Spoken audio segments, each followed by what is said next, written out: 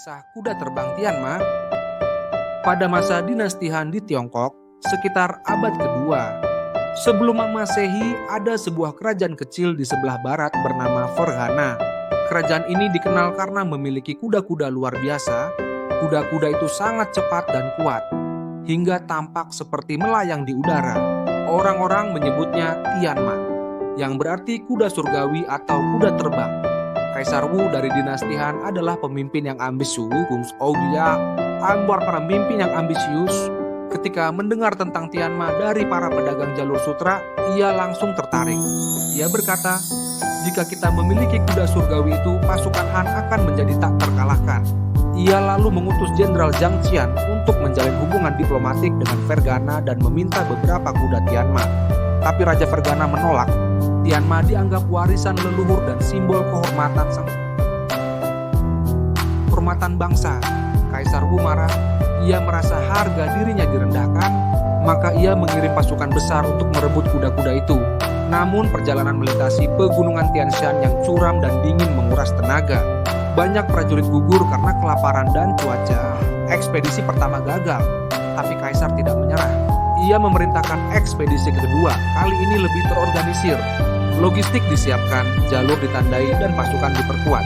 Setelah perjalanan panjang dan melelahkan, mereka berhasil mengepung ibu kota Ferghana. Raja Ferghana akhirnya menyerah.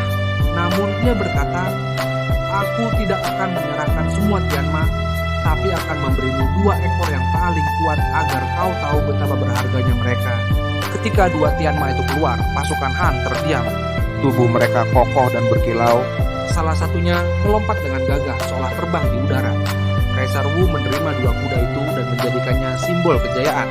Tianma dipelihara di istana dengan kehormatan tinggi dan menjadi lambang kekuatan militer. Namun kisah ini tak hanya tentang perebutan. Salah satu penjaga kandang bernama Lian sangat menyayangi kedua Tianma. Ia merawat mereka dengan kelembutan seperti sahabat. Suatu malam Tianma betina jatuh sakit. Para tabib tak bisa menyembuhkannya. Lian berkata ia merindukan kampung halamannya, tapi ucapannya diabaikan. Lian akhirnya bertindak sendiri. Ia melepaskan Tianma agar bisa bebas berlari di padang rumput. Anehnya Tianma mulai pulih. Ia makan kembali, matanya kembali bersinar. Kaisar mendengar hal itu dan memanggil Lian. "Apakah kau lebih tahu dari para tabib?" tanya Kaisar. Lian menjawab, "Aku hanya tahu makhluk hidup takkan bahagia jika jauh dari tempat asalnya." Kaisar terdiam. Ia sadar, Tianma bukan sekadar lambang kekuasaan, tapi makhluk hidup yang juga butuh kebebasan dan perhatian. Sebagai penghormatan, Kaisar memerintahkan pembangunan patung Tianma di kota Wuwei, menampilkan seekor kuda melompat di udara dengan kaki menapak di punggung burung walet, melambangkan kecepatan dan kemuliaan. Tianma menjadi legenda, bukan hanya karena kecepatannya, tetapi karena ia mengajarkan pemimpin untuk tidak hanya menaklukkan, tapi juga menghargai kehidupan lain. Pesan moral, kekuatan sejati tak datang dari penaklukan, melainkan dari kebijaksanaan dan empati. Tianma mengajarkan bahwa kekuasaan harus disertai penghormatan terhadap sesama makhluk hidup.